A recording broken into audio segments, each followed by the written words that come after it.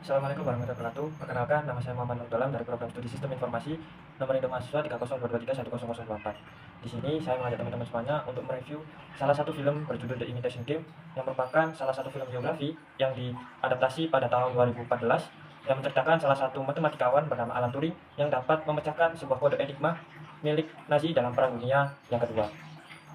Singkat cerita, Alan Turing mendaftarkan dirinya di salah satu perusahaan ataupun salah satu stasiun radio bernama Bletchley Park untuk mendaftarkan diri di salah satu divisi rahasia dalam penanganan pemecahan kode enigma milik Nazi yang diisukan bahwasanya mesin tersebut sangatlah tidak dapat untuk dipecahkan oleh manusia sekalipun. Nah, dalam pengerjaan misi rahasia ini, Alan Turing tidak sendiri, dia dibantu dengan beberapa temannya dalam proses pemecahan kode enigma milik Nazi ini. Mereka Alan Turing bersama dengan teman-temannya tersebut membuat salah satu mesin bernama Christopher yang merupakan salah satu cikal bakal komputer modern yang dapat menguraikan pesan secara cepat dan juga efisien yang tidak dapat ditangkap oleh manusia sekalipun.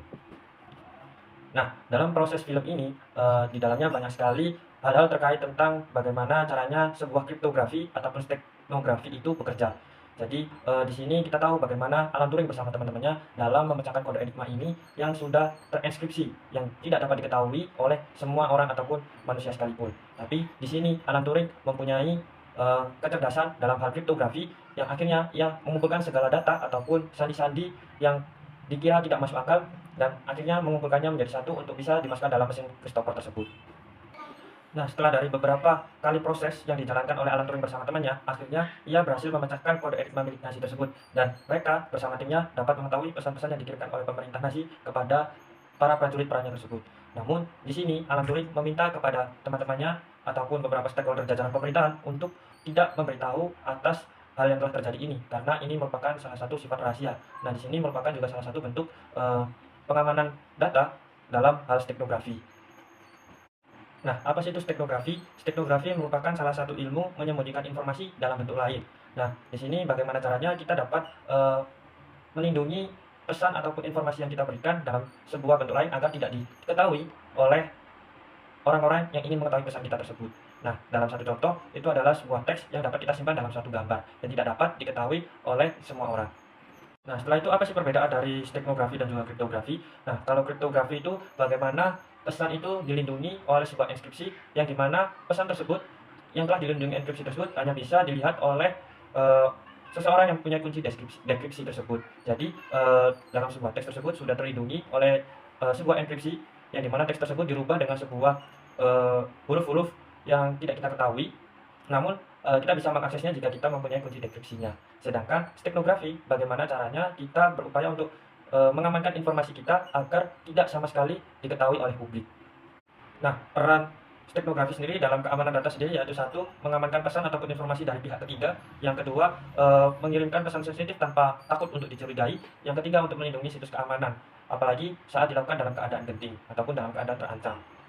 Nah, adapun kaitan peran steknografi dalam film The Imitation Game ini adalah pada saat di bagian di mana salah satu teman Alan Turing ini meminta untuk kinerja mereka, satu tim tersebut berhasil untuk memecahkan kode dari enigma yang dimiliki oleh Nazi tersebut kepada pemerintah Inggris. Namun, di sisi lain, Alan Turing bersikeras untuk tidak memberitahukan kepada pemerintahan Inggris agar nantinya pesan-pesan ataupun informasi kerahasiaan ini bisa tetap terjaga dan hanya diketahui oleh beberapa orang saja. Karena informasi yang dimuat ini merupakan data penting yang mengandung sebuah rahasia penting juga, yang dimana jika nantinya Alan Turing bersama teman-temannya ini memberitahukan bahwasanya mereka dapat memecahkan kode enkripsi dari enigma yang dimiliki oleh Nazi, nantinya akan didengar oleh pasukan dari Nazi tersebut yang akhirnya nantinya mereka bakal dicurigai dan hasil dari yang mereka lakukan nanti terbuang sia-sia.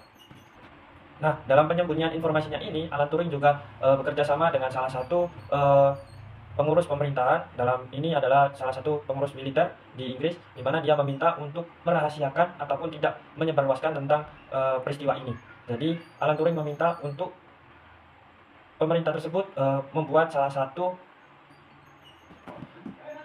konspirasi yang ada agar musuh ataupun Nazi tidak mengetahui bahwasanya kode enigma yang mereka gunakan itu sudah bocor atau dapat diketahui oleh Alan Turing bersama teman-temannya ini. Nah, dalam hal ini Alan Turing juga bekerjasama dengan pemerintah dalam penyampaian kepada publik terkait keberhasilan mereka. Jadi di mana mereka memilah pesan-pesan yang harus disampaikan ke publik, mana yang harus disampaikan